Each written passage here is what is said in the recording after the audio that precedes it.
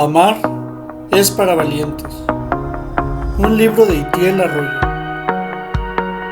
Capítulo 11. Amor o deseo. Una verdadera prueba de amor.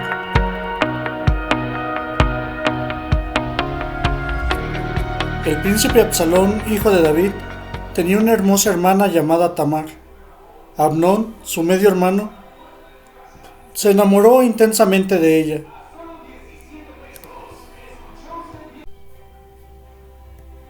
Tanta angustia sufrió Amnón por aquel amor que se sintió enfermo.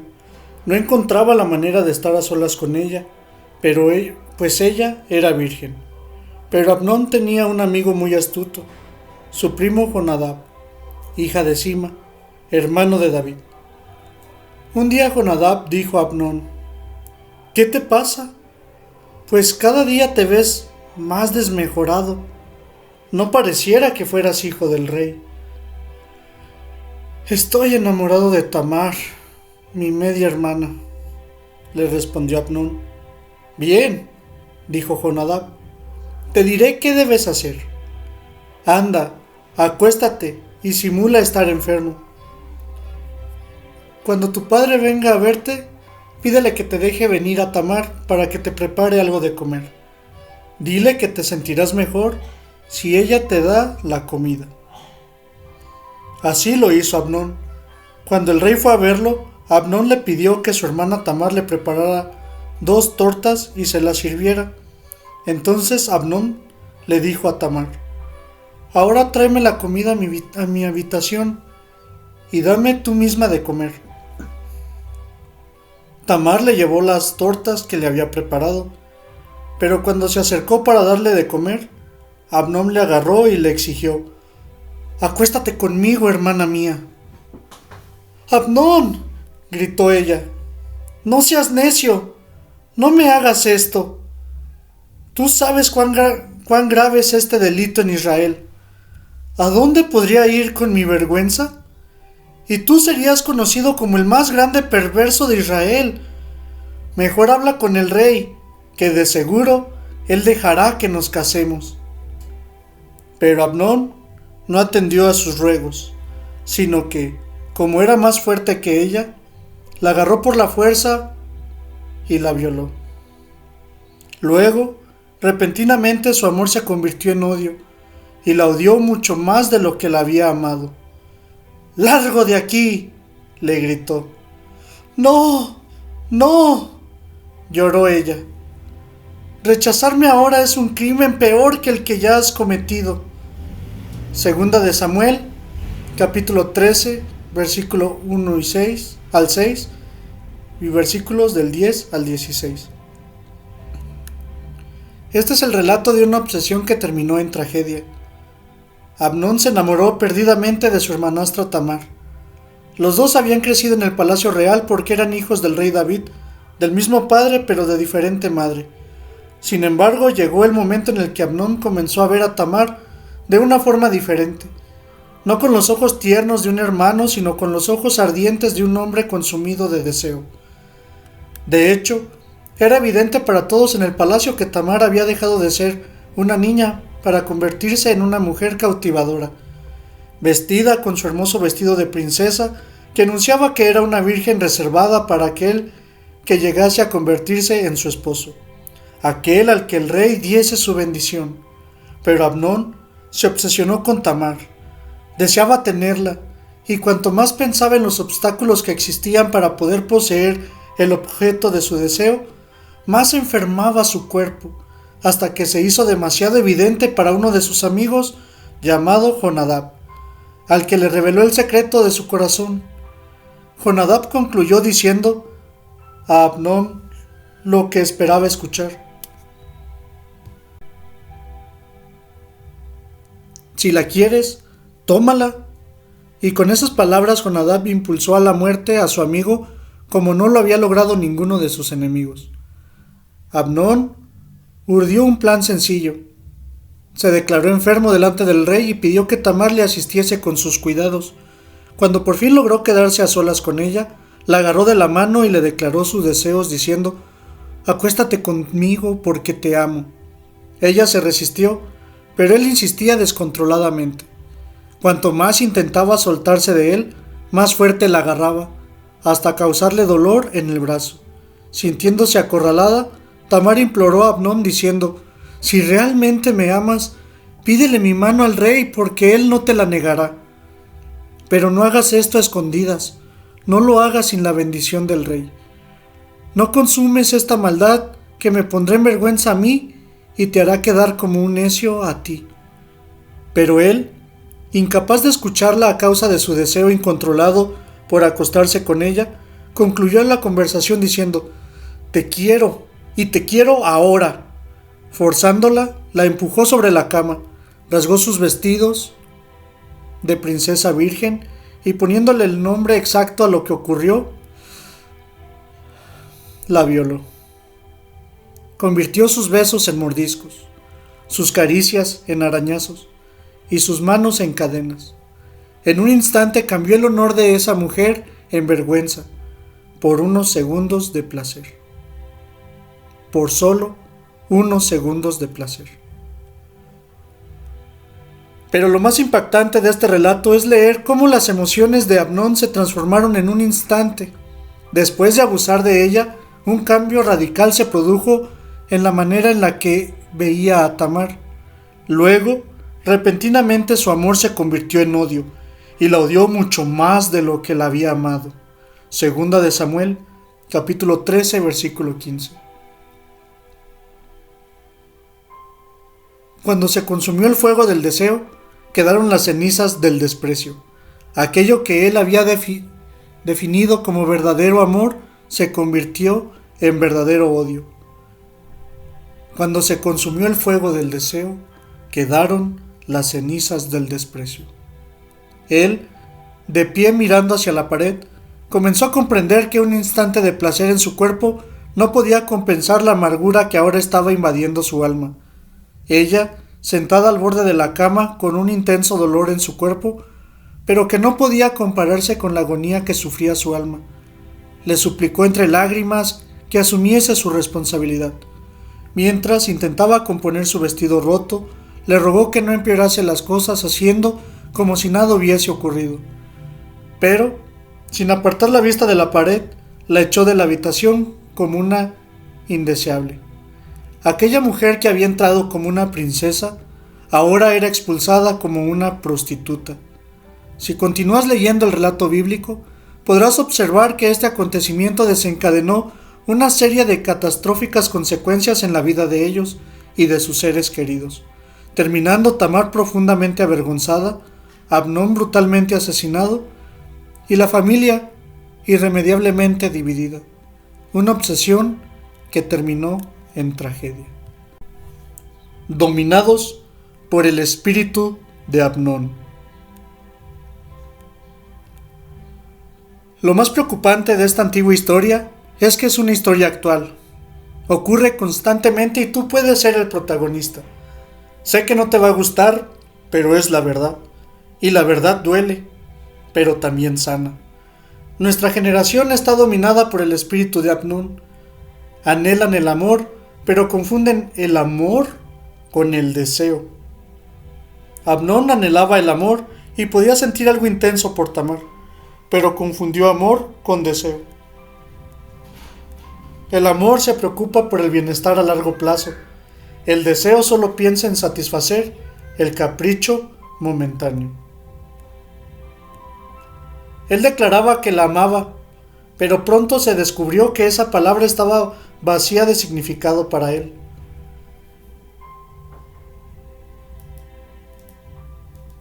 Demasiado sentimiento e insuficiente significado.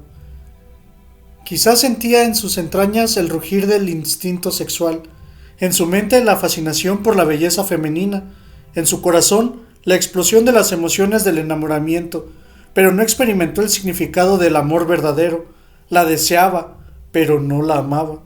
¿Por qué me atrevo a afirmar esto? Porque si realmente lo hubiese amado, hubiese sido capaz de refrenar su deseo sexual para no deshonrarla. Amor o deseo. Alguien le preguntó a un sabio: ¿cuál es la diferencia entre desear y amar? Y el sabio contestó con esta metáfora. Cuando deseas una flor, simplemente la arrancas para usarla en tu beneficio. Pero cuando amas a una flor, la riegas y la proteges, velando por su beneficio. Si comprendes esto, comprenderás la diferencia. Desear es tomar posesión de alguien y esperar que satisfaga tus necesidades, a pesar de la terrible consecuencia de que termine marchitándose como una flor cortada. Amar es buscar el bienestar máximo de la otra persona, incluso por encima del bienestar personal. Es derramarte sobre el ser amado como agua que se derrama sobre una flor. Entonces, ¿cómo puede ser amor si no respeta a la otra persona? ¿Cómo puede ser amor si avergüenza a la otra persona? ¿Cómo puede ser amor si destruye a la otra persona? El amor se preocupa por el bienestar a largo plazo. El deseo solo piensa en satisfacer el capricho momentáneo. Piensa que una flor cortada no se marchita al instante, pero ya está sentenciada a morir. De la misma manera, hay tantas cosas que aparentemente no provocan ningún mal, pero que en realidad están sentenciando a nuestra pareja a la muerte.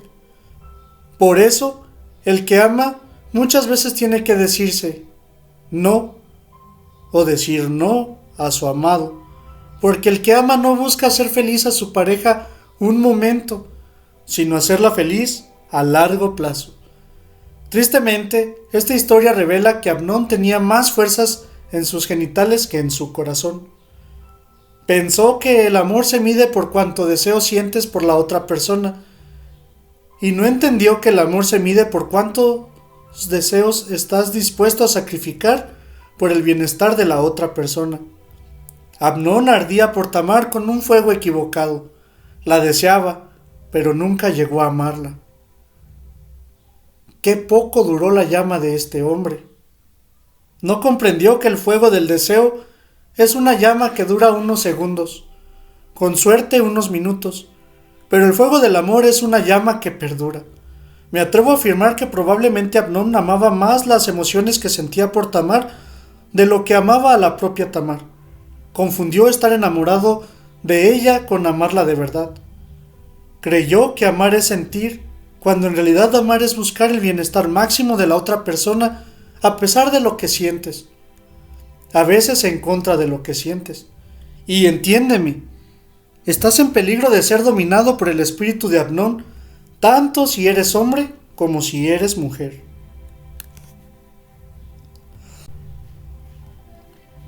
Tomar lo que no te pertenece.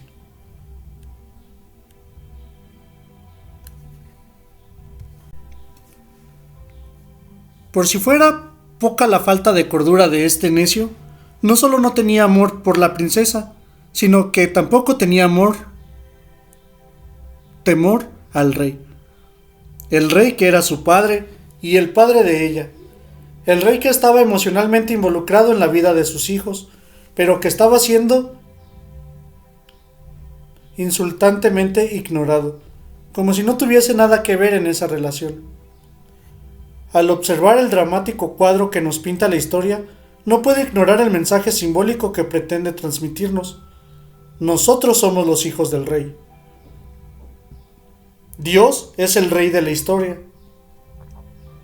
La princesa de la que nos hemos enamorado es también hija del mismo rey. El rey, antes que rey, es padre. El padre está emocionalmente involucrado en este asunto. Y aunque no es agradable admitirlo, acostarte con la hija del rey sin el consentimiento de su padre es violar a su hija, aunque ella te diese su consentimiento para hacerlo. Incluso aunque insistiese en hacerlo, si el padre no te da su bendición, estás violando a su hija. Porque violar significa entrar en un terreno que no te pertenece, y hasta que el padre no te la da, su hija es de su pertenencia. Cuando das rienda suelta a tu deseo sexual de forma prohibida, sin la bendición del padre, aunque lo excuses alegando que es amor, estás poniendo tu mano sobre la hija del rey. Estás profanando algo sagrado. No debes tomar lo que le pertenece al rey. Si él no te lo ha entregado, no lo hagas. Y si lo haces, dime, ¿cómo te defenderás de la ira de un rey que ha sido burlado? O peor aún, ¿cómo te defenderás de la ira de un padre cuya hija ha sido deshonrada? Llamarlo amor cuando quieres decir sexo. Los que tienen el espíritu de Amnón se dan a conocer porque desean el placer, pero rechazan la responsabilidad. Persiguen la intimidad física, pero huyen del pacto matrimonial. Quieren disfrutar de los beneficios del sexo, pero no pagar el precio del compromiso. Además, son expertos en la manipulación emocional de sus parejas para lograr lo que desean. En ese momento necesito que me demuestres que me quieres, sentir que soy especial para ti, que estás dispuesta a darme lo que te pido sin negarme nada. Dicen con voz de víctima. Dame una prueba de tu amor. Dicen como si les debieses algo, pero lo que realmente están diciendo es, quiero sexo ahora. No hay más profundidad en esas palabras que esa. Parece que están hablando de amor, pero están hablando de orgasmo. Pero si nadie le había dicho antes, déjame que te lo grite a través de estas palabras impresas. El sexo no es una prueba del amor, es la respuesta del amor. Dar sexo en cualquier momento no demuestra nada porque darlo no requiere un gran sacrificio. Sin embargo, reservarlo hasta el momento correcto implica el sacrificio total de nuestros instintos más básicos. La verdadera prueba del amor es ser capaz de dominar tus deseos sexuales y esperar a tener sexo en el momento correcto. Cuando el rey te da su bendición para tomar a su hija o a su hijo, no hay mayor prueba de amor que esa. ¿Cómo terminar aborreciendo lo que has deseado?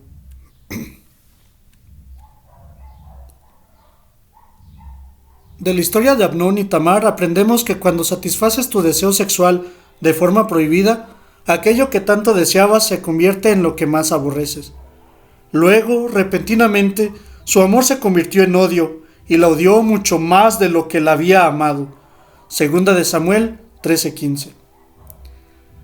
Es fácil entender que Tamar aborreciese al hombre que la deshonró, pero ¿por qué Amnón la aborreció a ella cuando la había deseado tanto? Porque puso en ella una expectativa que ella jamás podría cumplir. Amnón pensó, si la poseo, entonces me sentiré pleno. Creyó que poseerla llenaría su sentido, su vida. Puso en ella la expectativa de obtener el significado que anhela toda la alma humana.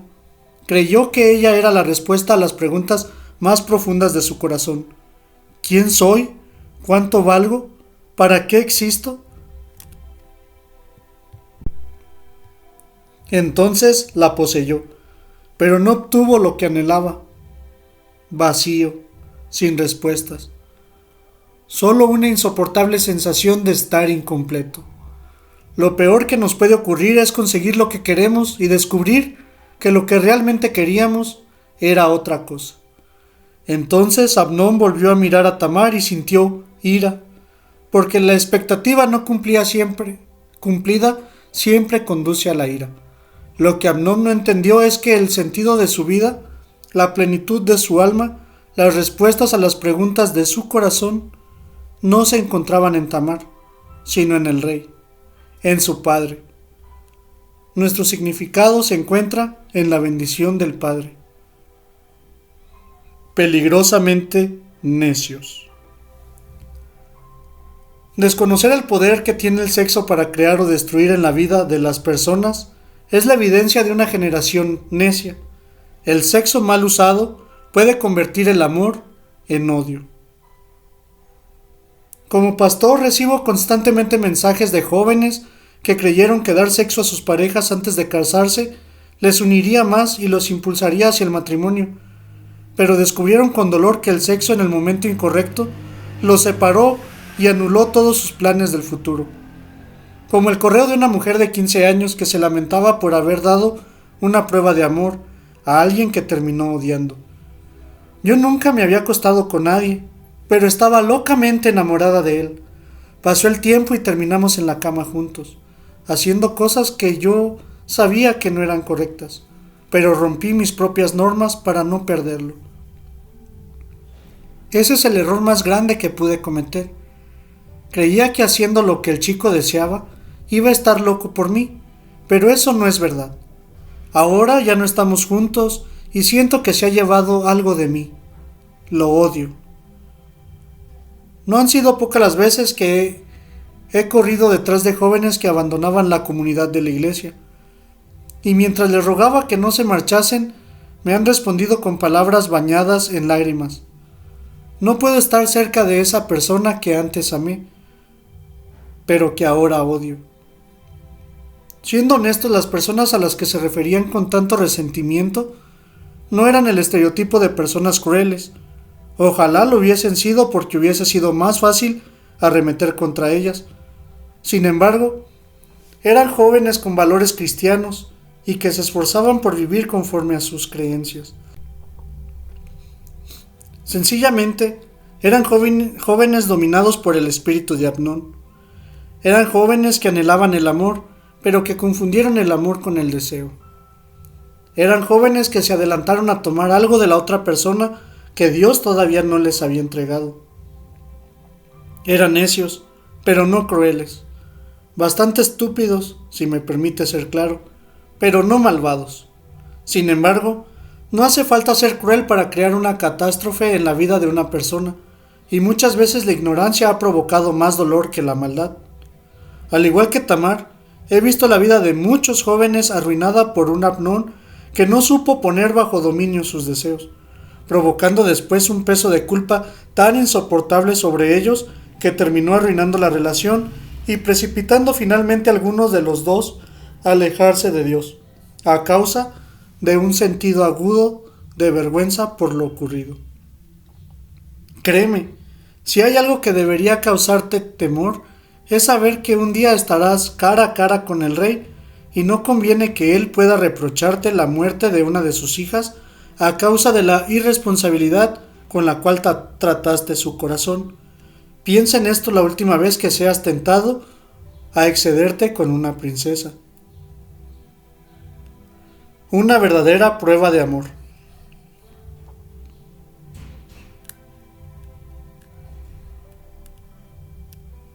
¿Quieres darle una prueba de amor verdadero a tu pareja? No les des sexo en una noche cualquiera. Dale tu virginidad en la noche de bodas. Lo que estoy diciendo, sé que es motivo de burla en una cultura promiscua que da poco valor al sexo y presiona a la juventud a liberarse de la virginidad lo antes posible, como si ser virgen fuese un estigma vergonzoso. Pero preservar la virginidad como una prueba de amor para alguien especial no es para nada una marca de vergüenza, sino una insignia de valor.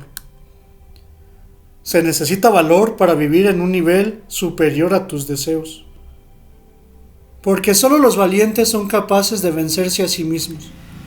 La cultura promiscua nos ha enseñado que la libertad es hacer siempre lo que deseas, satisfacer a tus instintos sin restricciones, pero no hay nada que te esclavice más que someterte a los designios de tus deseos, ser un siervo de tus instintos. Se necesita valor para vivir en un nivel superior a tus deseos. Se necesita coraje para negar tu impulso sexual. El amor es para valientes. Cualquiera puede hacer sexo, pero solo los valientes hacen el amor. El amor de los valientes dice no a algunos estímulos para decir sí a algunas convicciones. Y créeme, lo que obtienes supera con creces a lo que pierdes. Pero, honestamente, siendo alguien que ha sufrido en la lucha contra mis deseos sexuales, le pregunté a Dios, ¿por qué desarrollamos nuestro deseo sexual antes de tener tu aprobación para utilizarlo? A los 14 años, la mayoría de hombres y mujeres ya estamos físicamente listos para mantener relaciones sexuales y con el impulso para hacerlo. Somos una bomba de hormonas en ebullición, sin embargo, Dios no nos permite mantener relaciones sexuales con nuestra pareja hasta el matrimonio, que puede tardar años en llegar. ¿No sería más fácil que el despertar sexual se produjese el día de la boda? ¿Por qué Dios nos ha diseñado de tal manera que tengamos que ejercer una lucha tan feroz contra nuestros deseos sexuales para llegar vírgenes al matrimonio? La respuesta de Dios le dio un sentido a mi batalla sexual. Al activar tu deseo sexual antes de tener permiso para utilizarlo, te estoy dando la oportunidad de llevar el tesoro de tu conquista a tu amada en la noche de bodas. Cuando un soldado de la antigüedad conquistaba una ciudad, tenía derecho a tomar una parte de su tesoro para llevarlo como obsequio a su amada, para honrarla por estar esperándole fielmente en su hogar. Lo importante de ese tesoro no era su valor cuantitativo, sino su valor simbólico. Cuanto más difícil había sido la batalla para conquistar esa ciudad, mayor valor representaba el tesoro. Ese objeto sería expuesto en el hogar como un recuerdo para la familia de su valentía en la batalla. Por esa misma razón, Dios permite que experimentes el deseo sexual antes de que tengas la aprobación para usarlo, para que tengas la oportunidad de conquistarte a ti mismo y vencer la batalla contra tus deseos sexuales, para, de esta forma, llevarle algo valioso a tu amada en las noches de bodas. Un obsequio por el que tuviste que luchar una guerra contra ti mismo. El gran tesoro de tu conquista personal, tu virginidad. En realidad, cualquiera puede regalar algo caro a otra persona si tiene suficiente dinero.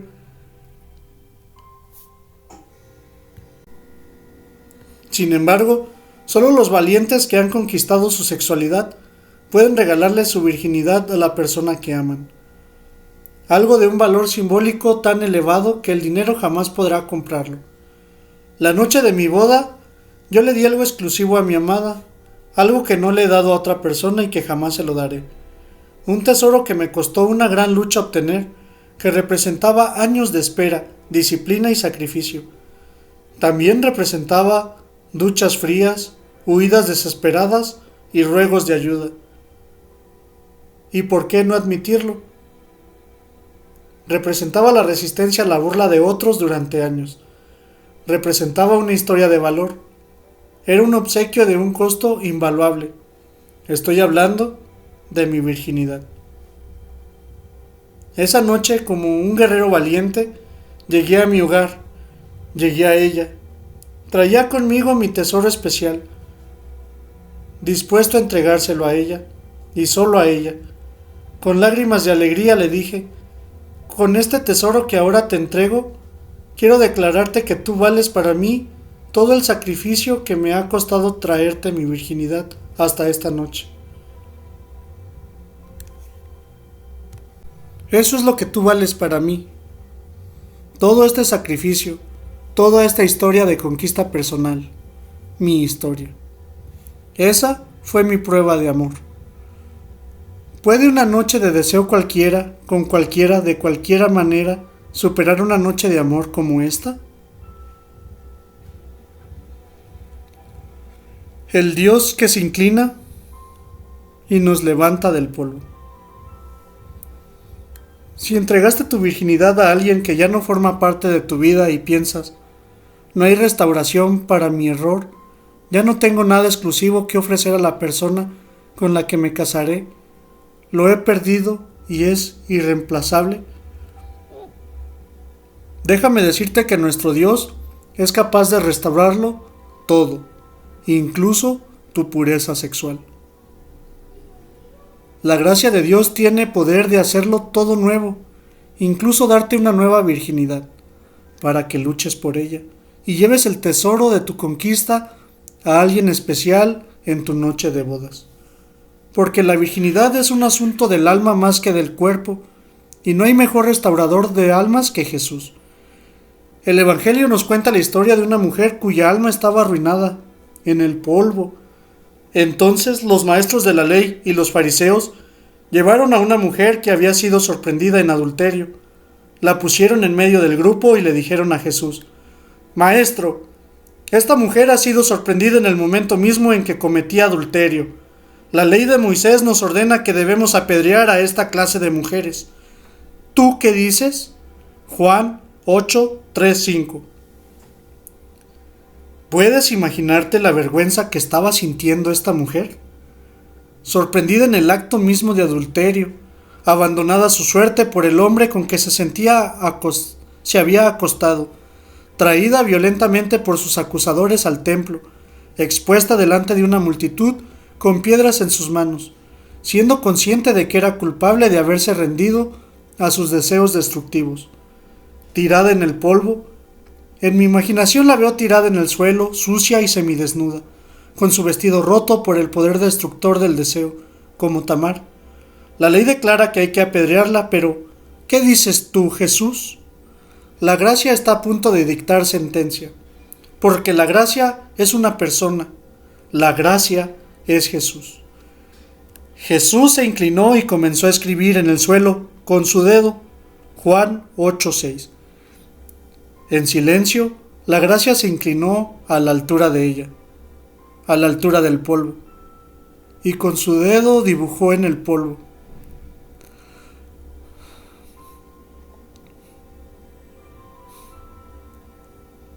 La primera vez que Dios se inclinó y metió su mano en el barro por nosotros fue cuando formó al ser humano del polvo de la tierra. Quizá, al volverse a inclinar junto a esta mujer y al tocar el polvo, estaba recordando de dónde venía. Nos estaba recordando de dónde venimos. Somos barro. Sin el Espíritu de Dios, no somos más que polvo llevado por el viento. La ley se mantuvo erguida con su piedra en la mano. La gracia se inclinó y metió su mano en el polvo. Entre los acusadores y la adúltera se interpuso Jesús, desviando las miradas que estaban fijas sobre la mujer avergonzada hacia él, atrayendo toda la rabia que la multitud sentía por esa pecadora sobre él. Jesús estaba dispuesto a morir para crear algo nuevo en ella, y de hecho lo hizo en una cruz tiempo después. No sabemos lo que Jesús escribió en la tierra.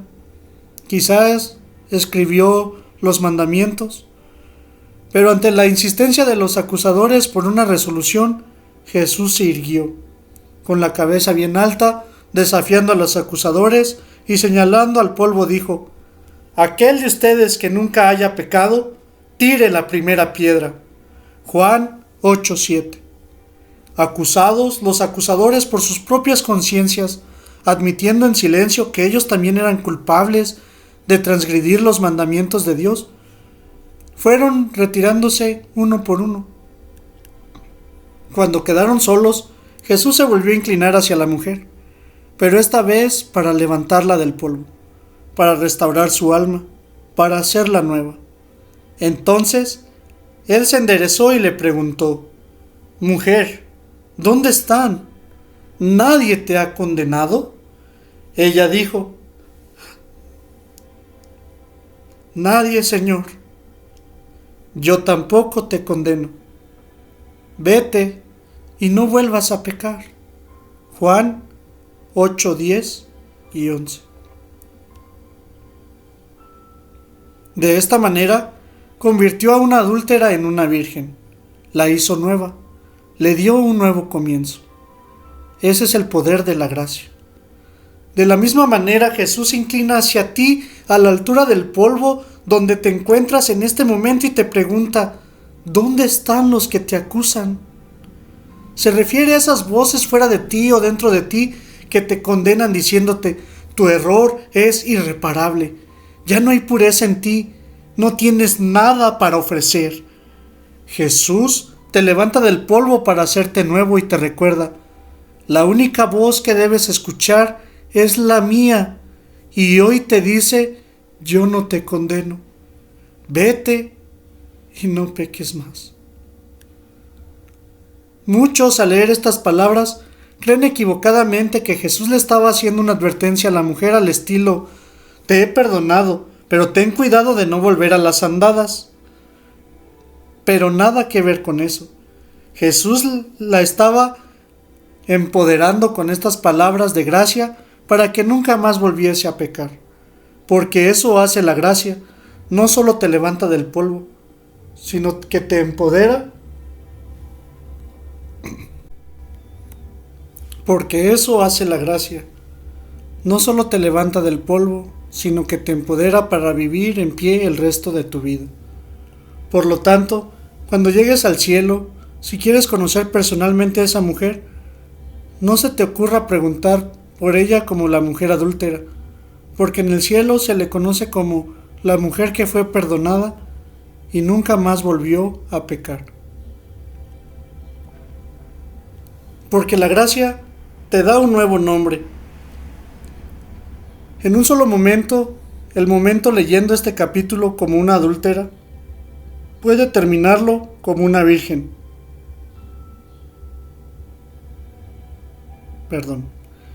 En un solo momento, el que comenzó leyendo este capítulo como una adúltera, puede terminarlo como una virgen, quien tenía su vestido roto por el poder destructor del deseo. Puede recibir un nuevo vestido de pureza. Ese es el poder restaurador de la gracia.